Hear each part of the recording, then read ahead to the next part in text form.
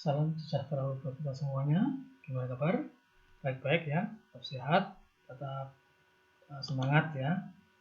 Pada kesempatan hari ini kita ketemu lagi pada sesi manajemen sales and marketing department, di mana yang terkait dengan sales ini biasanya terkait dengan pemasaran, penjual ya. Kita akan bahas tuntas terkait hal-hal yang akan dikondisikan untuk memanage suatu departemen sales agar bisa berkesinambungan departemen lainnya dan merupakan ujung tombak pula di dalam pendapatan suatu hotel, di mana sales marketing ini merupakan departemen yang bertanggung jawab atas penjualan dan pemasaran seluruh produk hotel ya, dan juga merupakan suatu departemen yang menyumbangkan okupansi atau tingkat hunian kamar yang terbesar. Di sisi lain ada juga yang terkait dengan hal-hal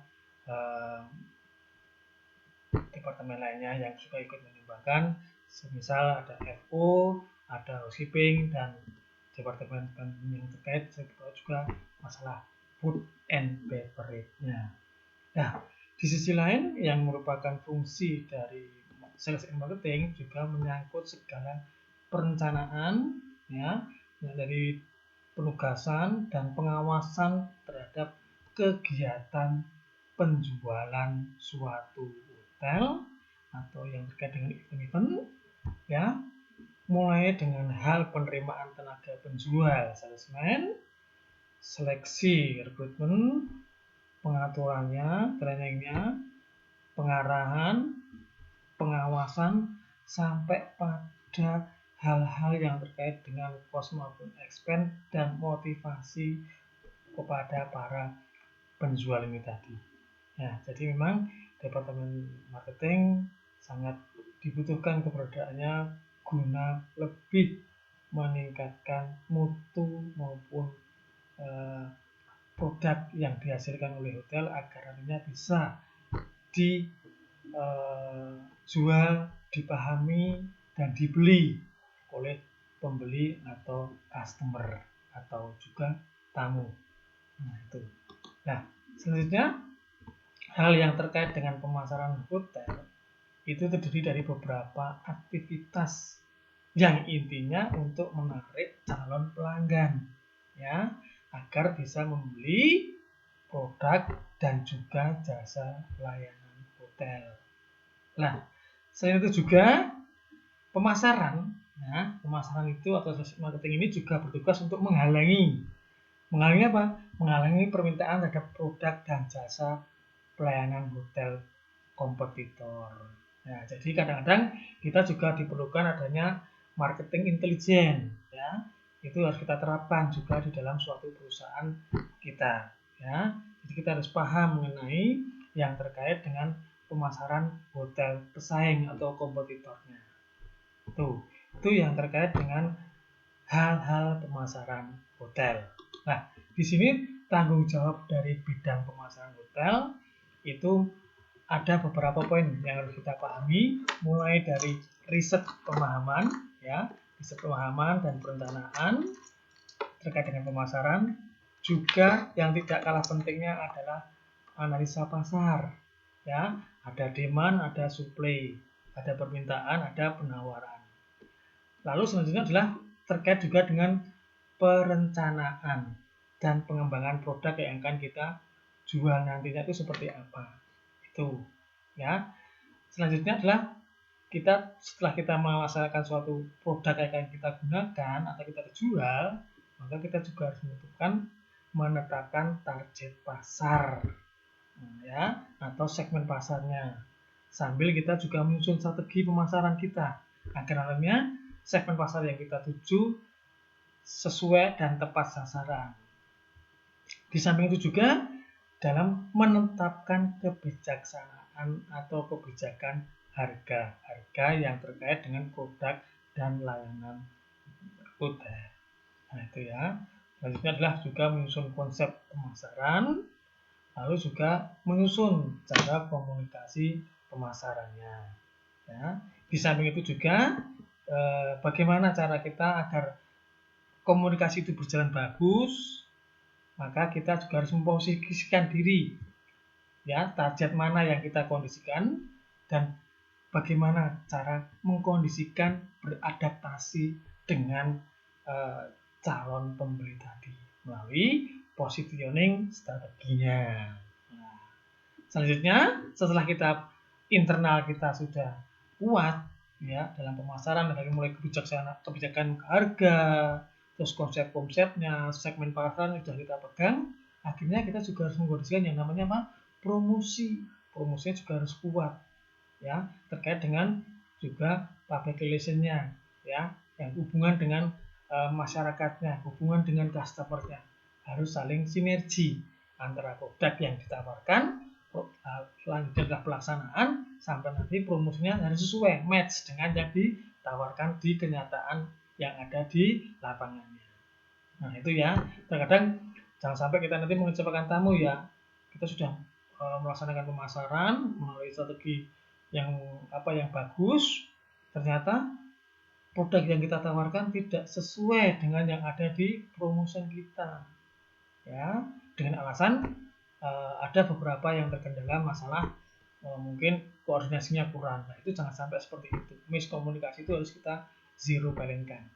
Nah itu ya, itu yang terkait dengan tanggung jawab dari bidang pemasaran retail yang merupakan juga istilahnya barometer pemberi okupansi yang terbesar bagi pendapatan hotel. Nah, sekarang yang jadi pertanyaan bagi kita ya, so where do you start? Dari mana kita harus memulainya semuanya itu? Ada 3 poin yang harus kita kondisikan. Ya, yang pertama adalah pemahaman mengenai produk kita. Kita harus paham betul dengan produk yang akan kita jual, dengan produk itu sesuai dengan pangsa pasar yang mana. Yang kedua, pengetahuan mengenai customer, ya ini tadi, ya, segmen tadi, ya. Jadi produk yang kita jual itu harusnya mengisi segmen yang mana? Apakah segmen perkantoran, apakah segmen yang terkait dengan individu maupun keluarga, atau grup, atau juga yang terkait dengan government, ya. Dan itu untuk customer itu apakah juga untuk wisatawan dari mancanegara, ya. Jadi kita harus paham mengenai produk kita dulu, baru paham customer-nya, dan yang jelas kita juga harus paham mengenai kompetitor kita, hotel pesaing kita itu seperti apa. Jangan sampai nanti kita sama-sama bintang 4, ternyata kompetitor kita jauh lebih lengkap, jauh lebih maju dalam pengembangan mengenai produk maupun strategi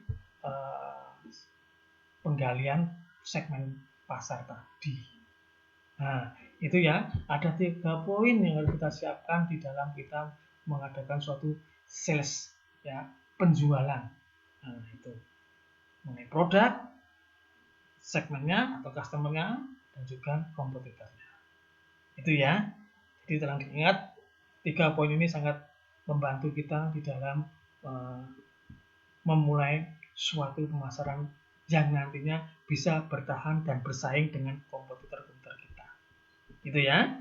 Selanjutnya, struktur organisasi marketing department. Nah, kita ketahui ya, sales marketing itu adalah merupakan tulang punggung perusahaan. Tidak bisa dipungkiri ini ya, dalam bidang apapun.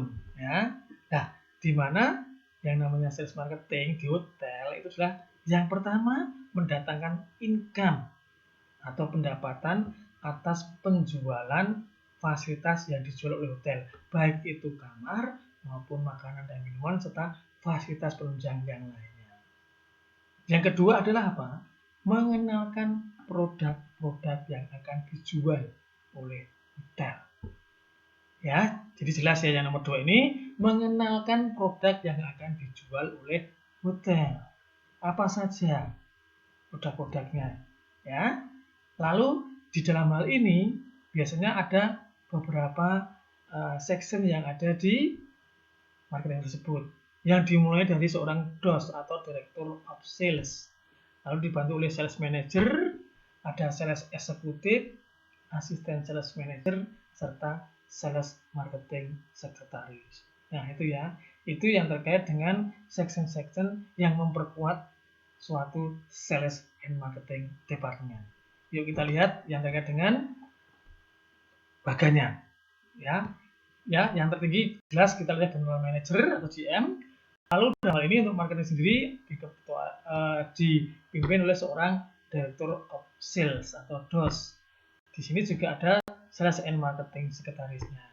Nah, lalu di bawahnya ada sales manager. Nah, sales manager ini nanti membawahi yang terkait dengan asisten sales manager dan juga sales eksekutif. Mengenai jumlahnya tergantung pada kebijakan yang terkait dengan manajemen yang ada di tersebut dan segmentasi pasar yang telah ditentukan. Kita kupas sedikit mengenai tugas yang terkait, ya. Director of Sales itu bertanggung jawab pada GM. Tugasnya apa? Tugas seorang Director of Sales atau DOS itu memimpin tim marketing, mencari pasar, ya, mencari segmen pasar dan juga membagi segmen kepada sales-sales yang jadi bawahannya tadi. Ada contohnya segmen perkantoran, segmen pabrik, segmen sekolah atau edukasi, segmen untuk yang terkait ini wisuda pendidikan ya di edukasi tadi, juga yang terkait dengan kemasyarakatan ya termasuk adanya wedding. Nah itu harus dikondisikan ya pembagian segmennya, government, corporate, lalu travel agent, individual, lah juga yang pendidikan ya, yang edukasi, lalu yang terkait dengan bisnis ya dan lain sebagainya. Itulah yang menjadi tugas seorang DOS atau Director of Sales, memimpin marketing dan juga membagi segmen pasar terhadap orang-orang yang ada di bawahnya atau yang dipimpinnya. Sedangkan untuk yang kedua adalah Sales and Marketing Sekretaris. Nah ini mengurusi semua administrasi yang dibutuhkan oleh Departemen Marketing dan membantu pekerjaan Sales Marketing juga. Nah untuk yang ketiga adalah Sales Manager. Nah ini Sales Manager itu adalah wakil dari DOS.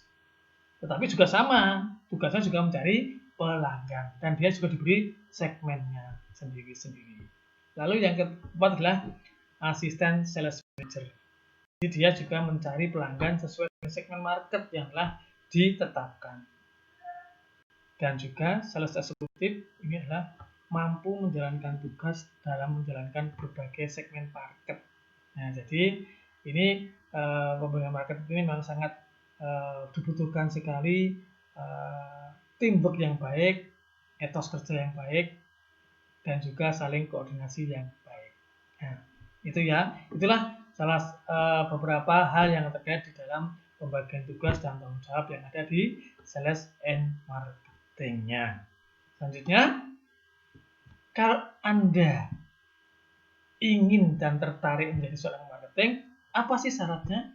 Nah, syarat yang mutlak sudah kami rangkum di sini. Yang pertama apa? Penampilan menarik. Di sini ada grooming yang utama. Tidaklah bisa diidentitik dengan wajah yang ganteng, yang cantik, itu tidak menjamin. Yang penting penampilan menarik. Bisa saja wajahnya biasa tapi penampilannya menarik. Selain itu juga ada kreatif. Maksudnya kreatif ini apa? Ya diimbangi dengan kreativitas diri. Dengan caranya cara mengembangkannya, cara menumbuhkan, cara meningkatkan itu dengan membaca buku, buku-buku referensi yang terkait dengan marketing. Lalu juga mengamati pasar. Nah, segmennya bagaimana? Di samping itu juga ini ya, apa itu istilahnya ATM itu? Amati, tiru, dan modifikasi. Ya, meniru dan menambah strategi usaha. Yang ketiga adalah ulet. Jadi seorang marketing itu tidak boleh mudah menyerah, ngukro gampangannya.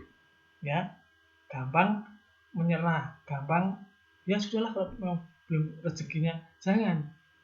Tapi harus berani menghadapi kegagalan yang merupakan awal dari kesuksesan. Nah, selanjutnya yang keempat adalah memikirkan apa yang belum dipikirkan oleh kompetitor. Nah, jadi memikirkan apa yang belum dipikirkan oleh pesaing kita.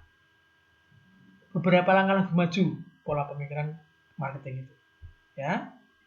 Selanjutnya, berani melakukan sesuatu yang berbeda. Tentunya ini yang terkait dengan talenta atau skill yang dipunyai oleh setiap sales and marketingnya.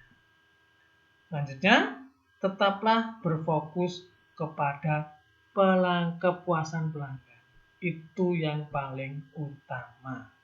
Ya, jadi itulah syarat global yang terkait dengan kalau ingin menjadi seorang sales marketing. Paham? Ya, berani mencoba? Silahkan. Ya, sekarang tugas-tugas sales and marketing department itu apa saja toh? Ya, yang pertama apa? Menerima dan melakukan follow up event. Baik itu event dari government, event dari corporate, event dari travel agent, perorangan, grup, dan yang lain sebagainya. Ya, jadi langsung segera melakukan follow up event-event yang ada. Lalu juga memantau perkembangan eventnya bagaimana. Dalam sekade 1 bulan itu kira-kira event tersebut apa saja yang mendominasi. Nah, itu ya dipantau terus. Dan jangan segan-segan melakukan telemarketing. Say hello via telepon, say hello via website, say hello via WA. Ya, itu sudah menjadi makanan sehari-hari bagi seorang tugas-tugas di marketing. Di samping itu juga melakukan sales call. Ya, sales call ke berbagai kota daerah. Mungkin bisa juga dengan melakukan suatu ini ya, apa istilahnya tuh yang terkait dengan luar kota, ya, luar provinsi juga bisa. Dan di sisi lain juga ada yang namanya sales blitz, mendatangi rumah per rumah untuk menawarkan yang terkait dengan produk yang dihasilkan oleh hotel tersebut. Ya, kita yang namanya sales itu tidak boleh yang namanya rendah diri, tapi harus tetap optimis, percaya diri. Nah, selanjutnya membuat BEO, paket event order breakdown juga contohnya, dan segala laporan yang diperlukan dalam 1 kali pelaksanaan event. Ya, jadi memantau terus event-event yang ada, setiap segmen pasar yang dia punya dari mulai awal sampai nanti akhir, sehingga berfokus pada kepuasan para pelanggannya. Di samping itu juga menjaga hubungan baik dengan media massa. Sekarang itu kan ada yang terkait dengan berbagai media cetak elektronik dan yang lain sebagainya. Ya, soalnya apa? Media merupakan jembatan kita untuk juga memperkenalkan hotel kepada khalayak umum. Selanjutnya, mengevaluasi dan menyeleksi pangsa pasar yang akan dilayani. Jadi setiap kita mau 5 event, atau entah itu event government, corporate, itu harus dievaluasi. Apakah masih ada kekurangan? Ya, dan itu juga diseleksi. Diseleksi berarti apa? Oh, ternyata kalau yang terkait dengan corporate-nya sana kok kurang baik. Oh, ternyata di travel agent sana lebih baik. Nah, itu kita harus menyeleksi pangsa pasar juga. Pangsa pasar yang nantinya notabene memberikan keuntungan pada hotel kita. Itulah yang dimaksud dengan menyeleksi pangsa pasarnya. Selanjutnya adalah mengembangkan program komunikasi untuk menginformasikan pada calon konsumen tentang layanan dan juga peningkatan penggunaannya. Nah, itu yang terkait dengan tugas-tugas sales and marketing department. Kita lanjutkan. Yang menjadi tanggung jawab sales and marketing. Apa saja itu? Yang pertama, mengawasi segala persiapan yang dilakukan sebelum acara berlangsung. Nah, ya, sudah kami jelaskan dari awal tadi. Di dalamnya ada penyusunan BEO, lalu pelaksanaannya mengenai menu-menu, dan juga yang terkait yang lainnya. Selanjutnya adalah apa ya? Mengawasi jalannya acara. Ya, jadi dipantau terus jalan acara. Misalnya untuk menjaga hal-hal yang tadinya ada suatu istilahnya kepentingan atau penambahan yang mendadak dari suatu event tersebut.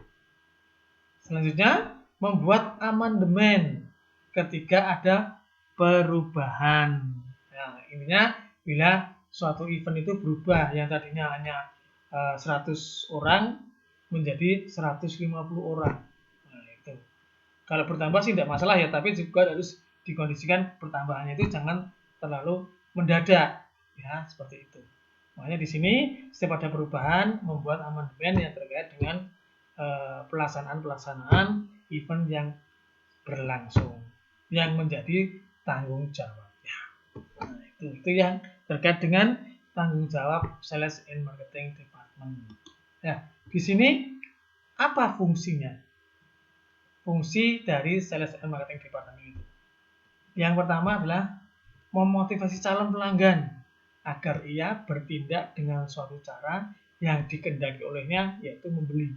Jadi secara tidak langsung kita bisa mempengaruhi pelanggan untuk yang tadinya hanya showing saja, akhirnya dia berkenan untuk check-in. Yang tadinya hanya melihat ruangan saja, nggak tahu-tahunya dia mau menggunakan ruangan tersebut dalam jangka waktu yang istilahnya itu yang lama dan juga berkelanjutan. Nah, ini salah satu yang terkait dengan fungsi dari sales tadi. Dapat mengarahkan sasaran mana dan kepada siapa produk yang akan ditawarkan dan dijual. Jadi kalau seumpama hotel itu ada paket wisata, ya itu kita jualnya kemana paket wisata tersebut? Apakah pangsa pasarnya hanya meliputi keluarga atau bisa dengan government atau juga bisa dengan corporate? Jadi yang jelas ini adalah mengarahkan sasaran yang tepat dalam menyikapi produk yang dijual oleh hotel. Selanjutnya, dapat meyakinkan atas manfaat dan kelebihan produk yang ditawarkan. Jadi jelas ya, jadi kita harus benar-benar pede di dalam menawarkan produk kita. Termasuk juga kelebihan-kelebihan yang kita tawarkan dibanding dengan yang lainnya.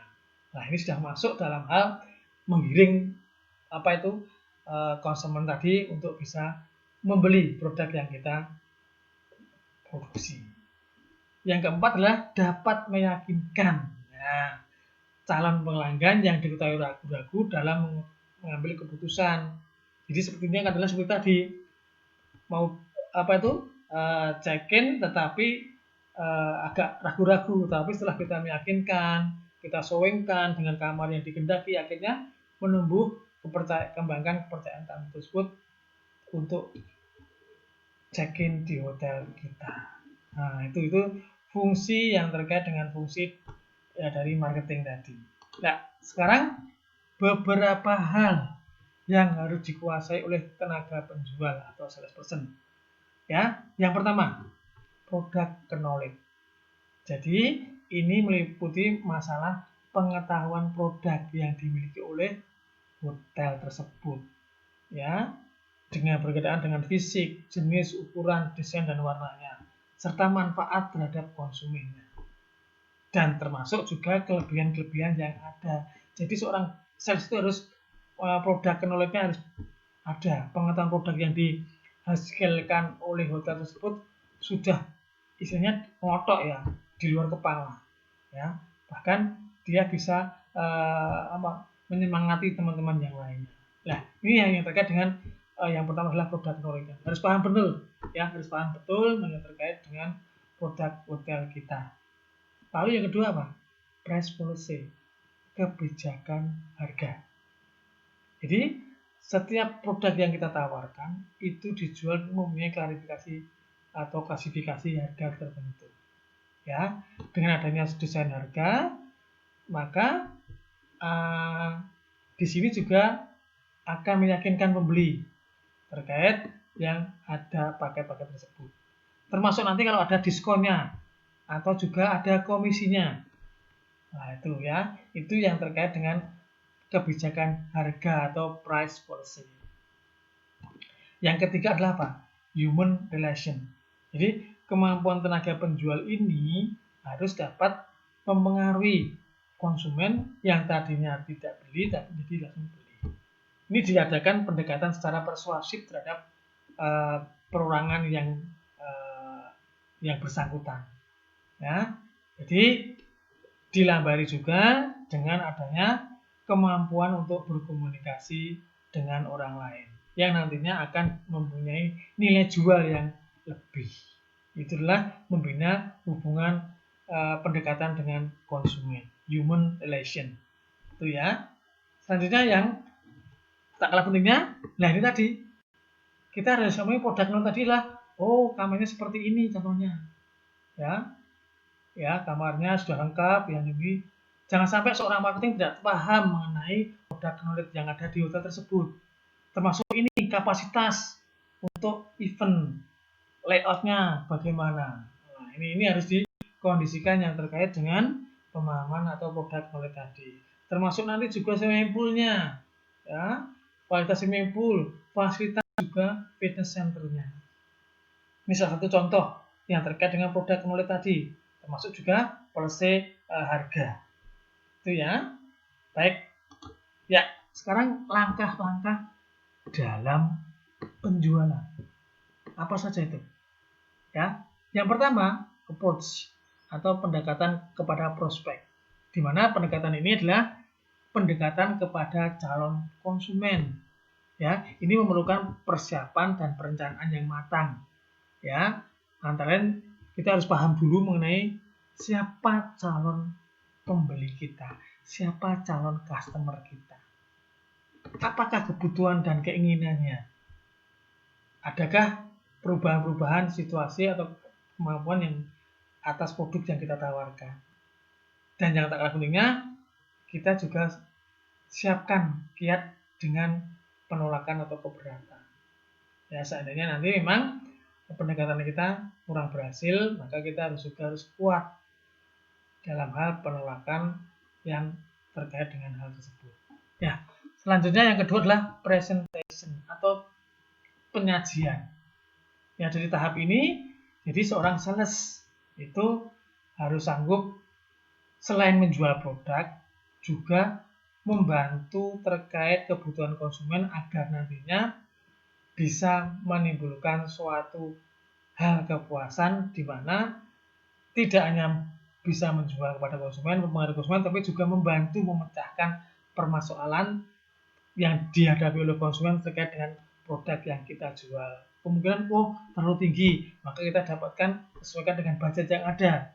Dan nanti juga kita sesuaikan dengan menu yang ada sesuai dengan budget yang dimiliki oleh calon pembeli tadi atau calon konsumen tadi. Jadi tidak boleh saklek ya, tidak boleh jadi ya sudah, itu tidak. Terus kita kondisikan ya. Inilah yang terkait dengan penyajiannya, presentasinya bagaimana.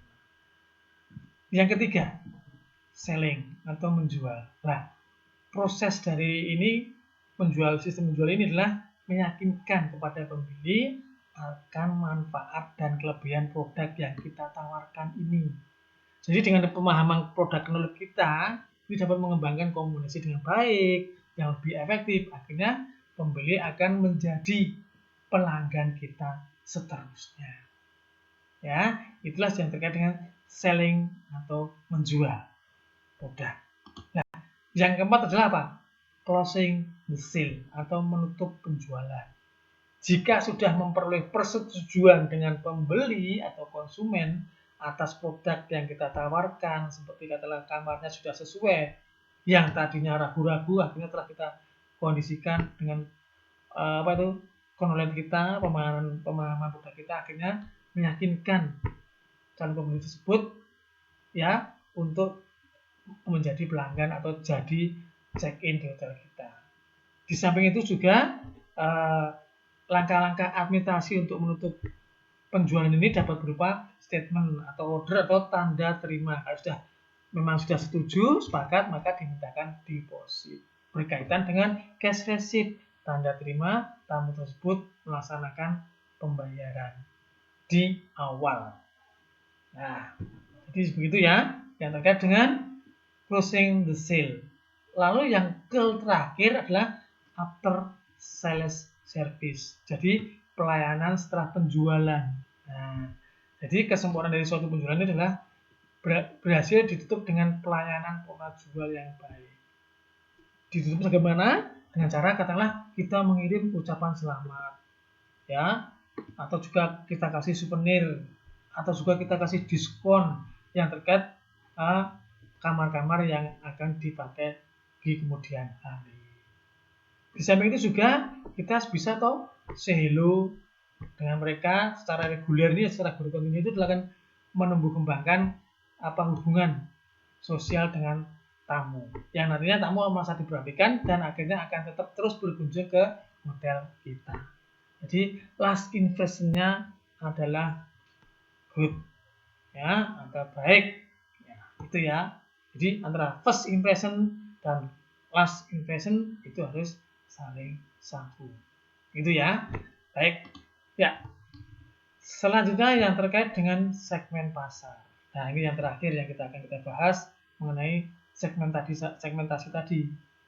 Bahwasanya marketing segmentasi ini adalah merupakan suatu langkah pemasaran untuk membagi macam-macam konsumen sesuai dengan segmennya masing-masing yang akan menjadi target pemasaran kita.